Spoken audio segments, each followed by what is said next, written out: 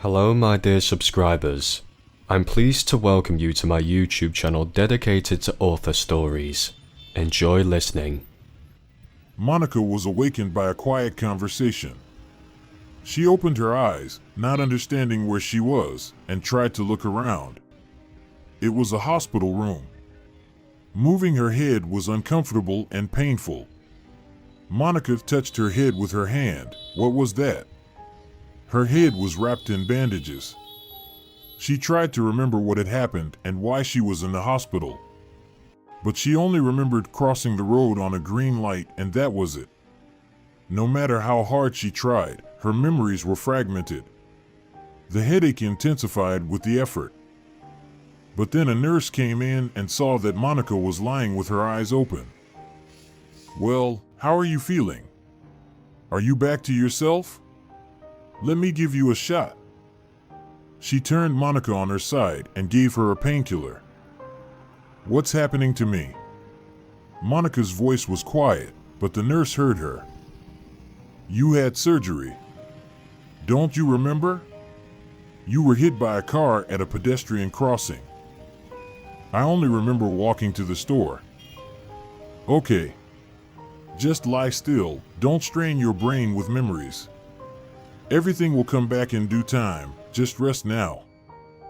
And she left the room. Monica's head was splitting with pain. She lay there, waiting for the shot to take effect and the pain to subside. And it gradually did. Monica tried to strain her memory again. What had happened to her? But she didn't remember anything, as if someone had erased this episode from her memory with an eraser. She lay there for a while and heard a sound coming from the hallway. They were delivering dinner to the rooms. The door opened and a nurse peeked in. "Is anyone able to walk?" A woman got up from one of the beds, took a plate and a glass from her nightstand, and walked over to the nurse. She came back with a plate of some thick porridge and a glass of milk. No one else got up, so the nurse started to approach each bed, taking plates and serving porridge with a large ladle. Two other women who couldn't walk yet sat on their beds and started to eat. Only Monica couldn't sit up, so she stayed lying down. She didn't feel like eating at all. But the door opened again, and a healthcare assistant approached her. "Do you want to eat?" "No, thanks. I just want to drink." "Shall I help you sit up a little bit?" She carefully lifted Monica's shoulders and helped her sit up, holding a glass of milk to her lips. After a few sips, Monica fell back onto the bed, too weak to keep sitting up. "That's enough. Okay, just lie down. You can't drink too much right now," and she started to collect the dirty plates from the other women. After dinner, one of the women turned to Monica. "What's your name?" "Monica," she answered quietly, unable to speak any louder. "And I'm Lydia." "I know. How do you know me?" Lydia asked, surprised, leaning closer to Monica. "We're not acquainted. Maybe I heard about you," replied Monica. "Oh, maybe. That's Lucia lying over there, and that one further away is Maria. They also had surgery. But they had it earlier than you did. I'm still waiting." Monica wanted to say "I know" again, but she stayed silent, surprised at herself. How could she know? Maybe she really heard everything during the anesthesia? The women began to whisper quietly to each other, while Monica lay silently with her eyes open. Suddenly, a grayish haze appeared in the air, taking on human features and slowly drifting towards her until it stopped swaying in front of her eyes. The semi-transparent haze looked like a man. Deep down, Monica felt a chill and fear. At that moment, someone knocked on the door of the room, and the haze disappeared as if sucked into a vortex, and a doctor immediately approached Monica. "How do you feel? Any nausea? Did you get a painkiller shot? Do you see me? Is your vision blurry?" he asked.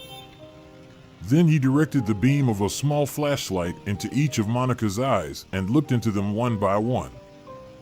"What happened to me?" she asked. "You had a head injury as a result of a car accident. Emergency surgery was necessary to remove the hematoma. Right now, you need complete rest. Rest up," and the doctor left the room. Monica closed her eyes. Both the nurse and the doctor talked about the car accident. But why doesn't she remember anything at all? Shouldn't something have stayed in her memory? 2 days later, she was able to get out of bed, but her head was spinning terribly. "Stay in bed," the doctor ordered. But strange things began to happen to her. Whenever someone came close to her, she immediately understood what the person was thinking, as if she was reading their mind. And then there was this haze that takes on different forms. During the next doctor's rounds, she complained, trying to speak quietly so as not to attract the attention of other patients. "I have constant hallucinations. They scare me." "Auditory or visual?" the doctor asked. "Both." "How do you experience them?" "Sometimes a haze in the form of a person appears before my eyes. Sometimes I just know what should happen. Where this knowledge comes from, I don't understand. And also, I feel like I'm reading people's thoughts. Sometimes this happens after surgery. After all, we've entered the sacred of the sacred, the brain. But over time, all of this should go away. Don't focus on these sensations. This is a temporary phenomenon." Monica calmed down. "Well, if that's how it is, then it's normal." The doctor left the room, and almost immediately, a haze in the form of 2 figures began to sway in front of her. Her chest cooled again, and a few minutes later, there was a knock on the door. The haze disappeared, and 2 young men in uniform walked into the room.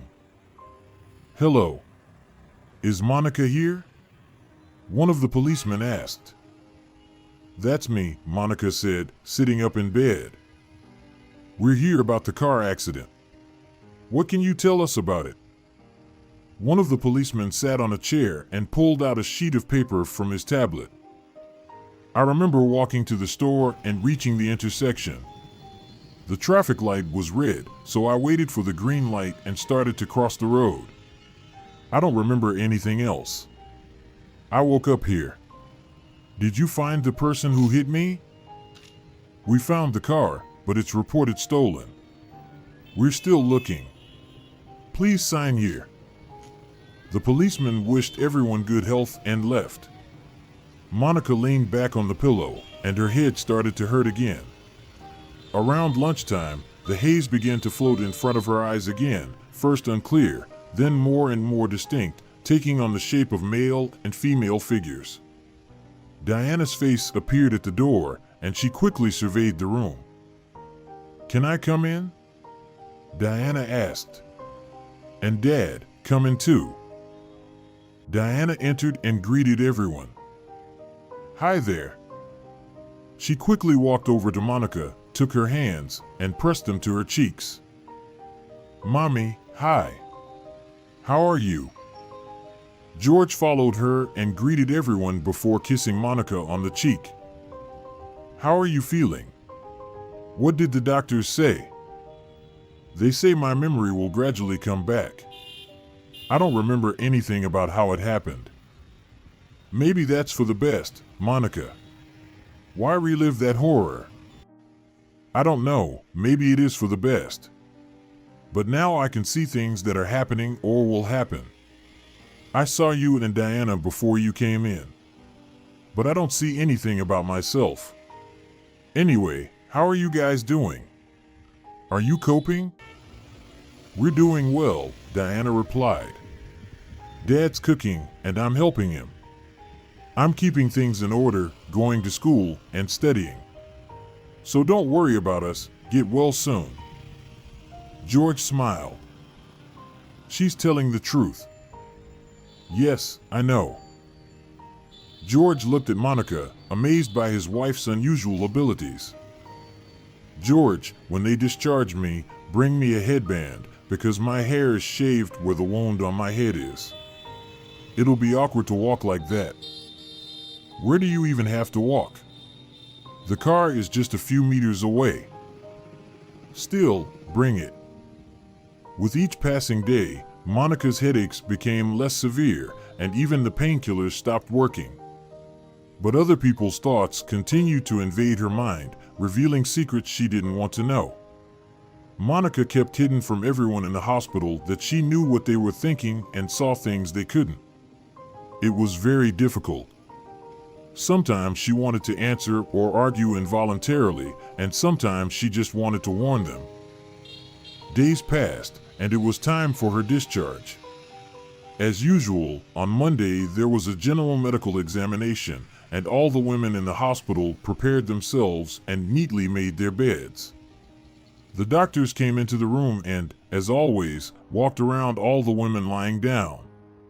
Then they approached Monica. "Well, Mrs. Monica, are you ready to be discharged?" "Of course, I'm ready." She smiled. "Do you have any complaints?" "My head hurts." "Well, that's normal in your case. We'll write down your treatment for you when you're discharged, but after that, go see your neurologist. He'll keep an eye on you. You'll receive your discharge at 12 o'clock today and you can go home." Monica was happy. No one likes to stay in the hospital. She called her husband. The apartment greeted her with perfect order, and even Diana had prepared lunch. But when Monica entered the room, she immediately lay down on the couch. "Diana, honey, thank you, but I'm tired. I don't want to eat right now." "Well, I tried so hard, and she didn't even try it," her daughter thought. "Don't be upset, I know you tried. I'll appreciate everything you've prepared a little later." Mom read my thoughts again. Yes, unfortunately, Monica thought. It has been a month since the surgery, but the hallucinations haven't disappeared. If Monica had to go to the store, she tried to stay as far away from people as possible so their thoughts wouldn't invade her head. When she went to the doctor's office for her appointment, she also sat as far away as possible. Her family already knew that she knew everything they were thinking. Diana even once suggested, "Mom, maybe you should become a psychic? Can you imagine how much money you could make on predictions?" Monica protested, "Diana, don't be ridiculous. I'm not going to make money off of this. Firstly, it's temporary, and secondly, I only know what comes to me, regardless of my desire. Even if I could, do you think it's easy to tell someone something that could upset or even kill them?" "Too bad," Diana sighed. "You have such a gift." "What gift?" "It's torture for me. Anyway, let's make a pie instead, shall we? Aunt Miranda is coming over tonight." "How did you?" Diana began, then immediately stopped herself, remembering that her mom knew everything. That evening they set the table for tea and placed a beautifully decorated plum pie in the middle of the table. The doorbell rang and Diana ran to open it. It was indeed Monica's friend Miranda. "It smells so good in here. Are you expecting someone?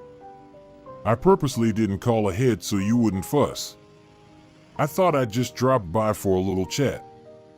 Is it a bad time?" She lingered in the foyer. "No, not at all. We're waiting for you. Diana and I made this pie. Come in." Monica approached her friend and gave her a hug. "Oh, you have a new hairstyle? It looks good on you." Miranda twirled Monica around. Monica laughed. "Yeah, it's new. A wig. You haven't seen me in person yet, only on the phone. They made me bald before the surgery. Now, there's already some stubble growing there. But until my hair grows back completely, I wear a wig. Well, I don't wear it at home, but when I go outside or have guests," she looked slyly at Miranda. Aunt Miranda, you should be careful what you're thinking now, because Mom can read minds, Diana chimed in. Come on, enough with the stories. Monica scolded her. Really? Just think about something and Mom will say it, Diana persisted. Diana, stop talking nonsense, Monica reprimanded her. Let's have some tea instead. No, really? You've intrigued me. Come on, girlfriend, what am I thinking right now? Miranda asked. That this color doesn't suit me, Monica replied. Miranda became embarrassed. It's true, you can read minds. Yes, you have to be careful now. People will know everything about you. Yeah, I don't need your secrets. You wouldn't believe how tormenting it is. My poor head never gets a break. Anyway, enough about that. Let's try the pie, Monica said. The next day, Miranda told her colleagues at work about the phenomenon that happened to her friend after the injury. Some even became envious. That's great. I wish I could see like that. I'd always know where my sweetheart is, whether he's at work or with his mistress. One said, I would like that too. I'm looking for a new job now, but with this ability, I would know which one is better and pays more, another chimed in. You're all crazy, ladies. She got such a terrible injury, she had surgery. Would you really want that? Miranda exclaimed. But the female employees remained silent. They didn't want to do it. If such a gift just came out of the blue, then yes. After work, the janitor approached Miranda and quietly asked, Miranda, could you possibly introduce me to your friend? It's been a year since my son left to work in another country and he hasn't sent any news. I don't know if he's alive, I call, but he doesn't answer. We actually had a fight before he left. I was against the trip. Maybe he's upset? Could she tell me what's going on with him? Oh, I don't know what to tell you. She just had surgery, and extra stress isn't good for her. Well, could you ask her anyway? Maybe she'll agree? It took a while for Monica to agree.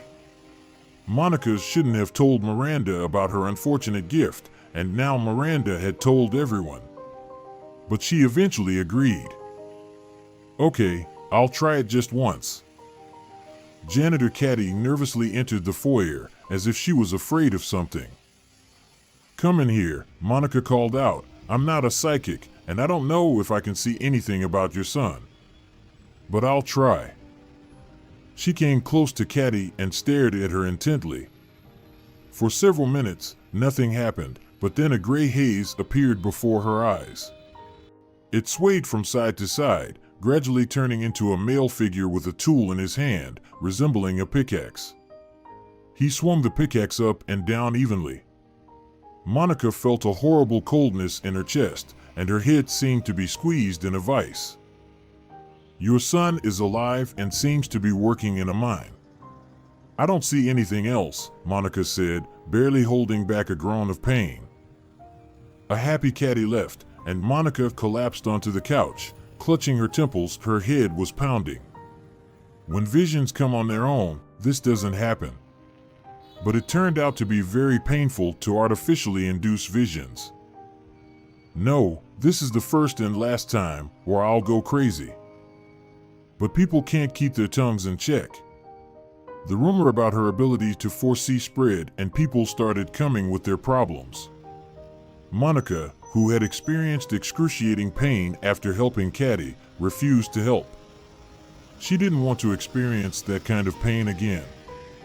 But people kept coming and coming. The doorbell kept ringing. Diana even put up a sign on the door saying that no predictions or fortune-telling were done there. The flow stopped, but occasionally someone still rang the bell hoping to be received. It was irritating and didn't allow her to live peacefully.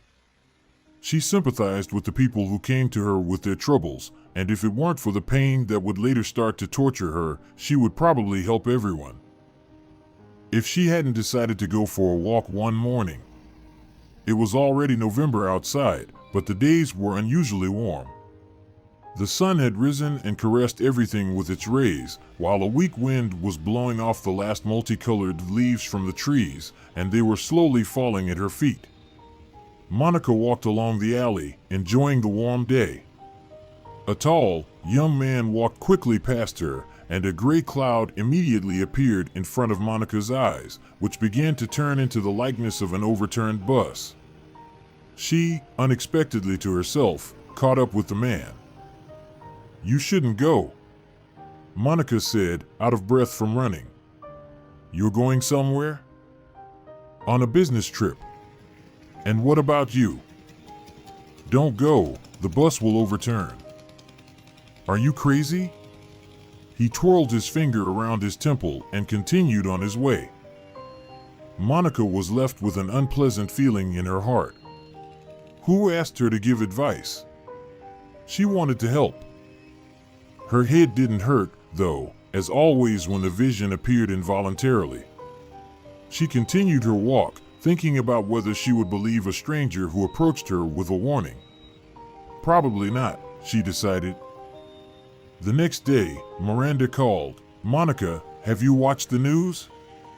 The bus overturned on the highway. The driver felt ill, there are casualties. They showed such horror, firefighters, ambulances." "I haven't watched the news, I already knew everything," she felt like crying from helplessness.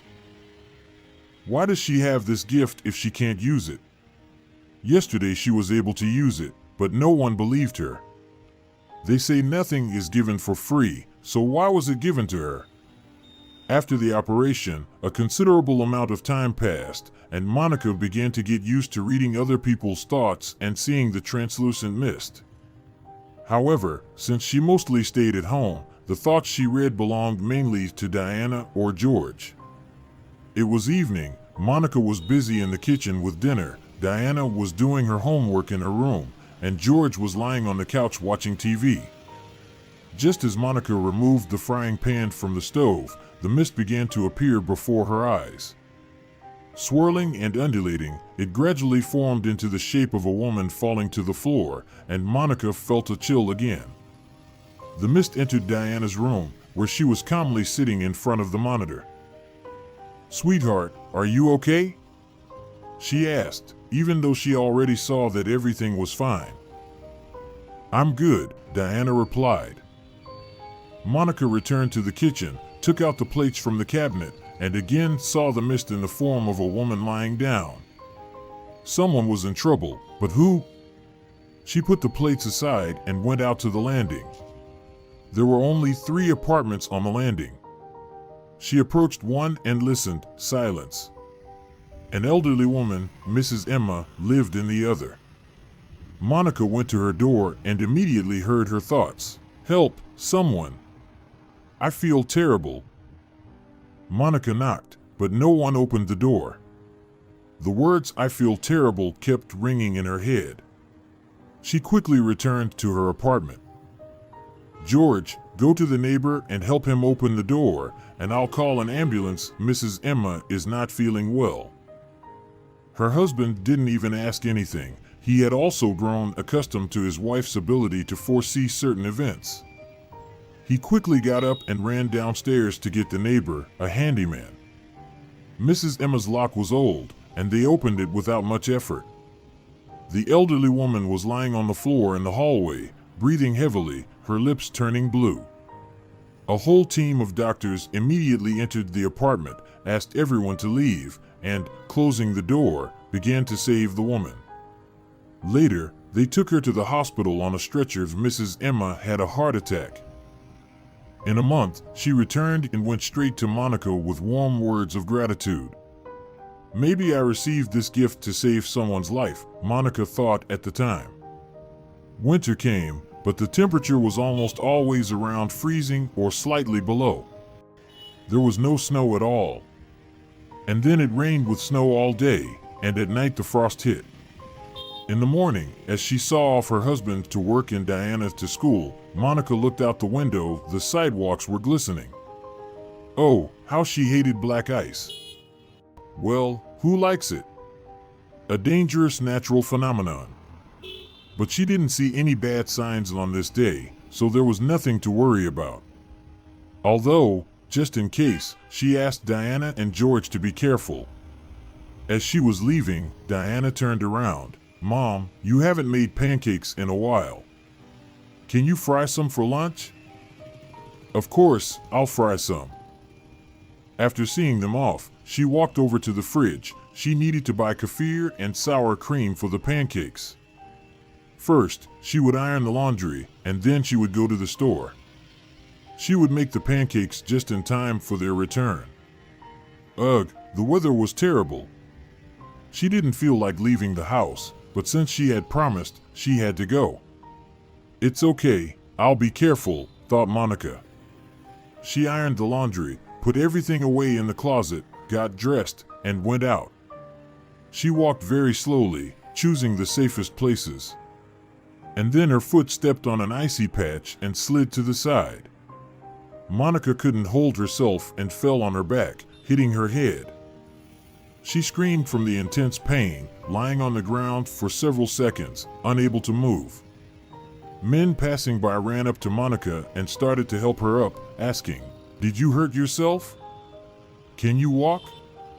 Do you want us to walk you home?" "No, thank you, I'll walk by myself." She pressed her hand to her head and turned back toward home. She quietly made her way there, opened the door, took off her coat, and took a painkiller from the medicine cabinet for her headache. She drank it and lay down on the couch. The pain slowly subsided, but she didn't risk going to the store again. The pancakes would have to wait for another time. That's how she stayed until her daughter returned. When she heard the sound of the door opening, she went into the hallways. Diana was taking off her down jacket, and Monica stopped in front of her with a strange feeling that something was off. "Mom, why are you so quiet?"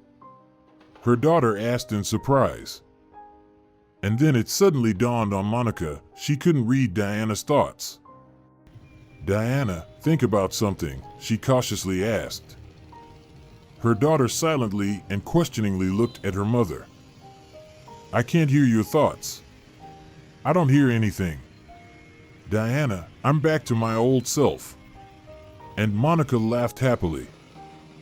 The culprit of the car accident in which Monica was injured has been found and is awaiting trial.